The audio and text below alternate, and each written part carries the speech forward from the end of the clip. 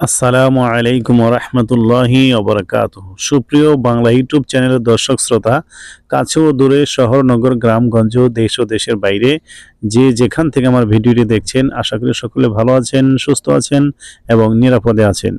সুপ্রিয় দর্শক শ্রোতা, আপনাদের জন্য আমি একটি নতুন ভিডিও নিয়ে হাজির হয়েছি। সেই ভিডিওটি হলো গ্যাস প্ল্যান্ট সম্পর্কিত। এই ভিডিওতে আমি আপনাদেরকে জানাবো গ্যাস প্ল্যান্টের মধ্যে যে পাইপগুলি ব্যবহার করা হয়, পাইপগুলি 6 ইঞ্চি, 4 ইঞ্চি, 8 ইঞ্চি এই ধরনের লোহার পাইপ ব্যবহৃত হয়। যখন এগুলি কোনো সমস্যার কারণে কাটার প্রয়োজন হয়, তাই কিভাবে কাটতে হয় এবং কোন ধরনের মেশিন ব্যবহার করা হয় এই সম্পর্কে বিস্তারিত জানতে হলে পুরো ভিডিওটুকু দেখতে থাকুন আর ভিডিওতে একটি লাইক দিয়ে যাবেন।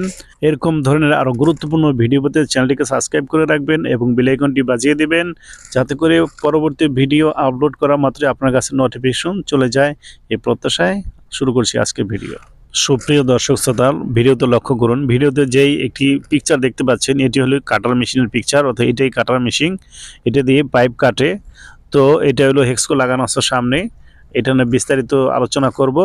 তো নিচে দেখুন কালো করে একটি স্ট্যান্ড লাগানো আছে এই মেশিনটা সেট করার জন্য। তো এই স্ট্যান্ডটা আমি আলাদাভাবে দেখাচ্ছি। এই যে দেখুন, এইটা হলো চেন ব্লক বলে, এটা মেশিন সেট করার জন্য একটি স্ট্যান্ড।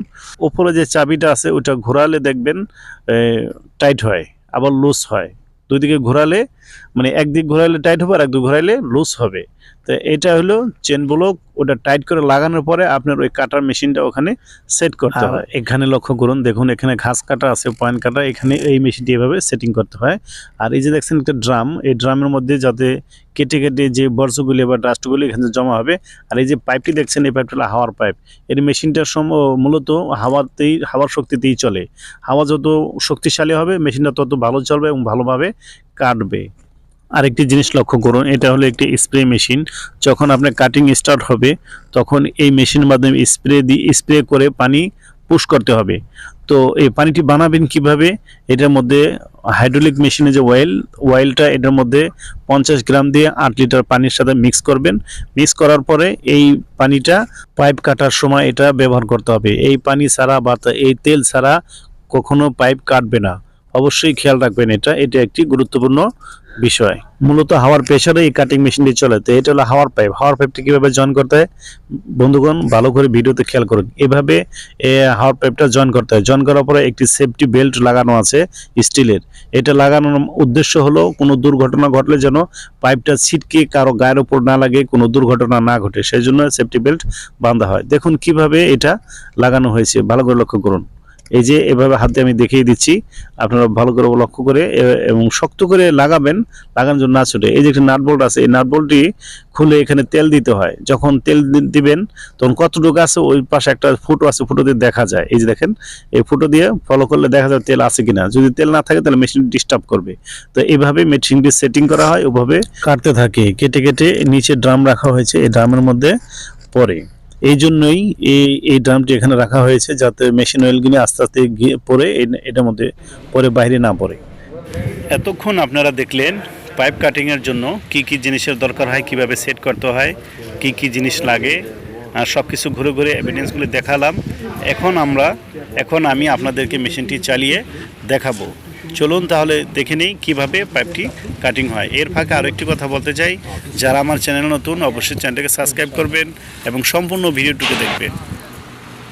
সুপ্রিয় দর্শক শ্রোতা, ভালো করে লক্ষ্য করুন, এখন পাম্পটিকে চালু করা হচ্ছে। ও যে হাত দা নাড়াচ্ছে ওটা হলো চাবি, অর্থাৎ স্পিড কন্ট্রোলার একটি ভলিউম। এটাকে ঘুরাইলে বাড়ে আবার কমে, এটা স্পিড কন্ট্রোলার হলো এটা। তো এখনও চালু করিনি, তো চালু এখন হচ্ছে, মাত্র কম্প্রেসার স্টার্ট করা হয়েছে। কম্প্রেসার স্টার্ট করার পরে যখন সুইচ দাবাইলে, অর্থাৎ একটা সুইচ আছে, সুইচ দাবাইলে আপনার ওই যে স্টার্ট হয়ে গেলো, দেখছেন? এভাবে ওই সুইচ দাবাই ধরছে, স্টার্ট হয়ে গেছে, মানে পাইপ কাটিং এখন হচ্ছে।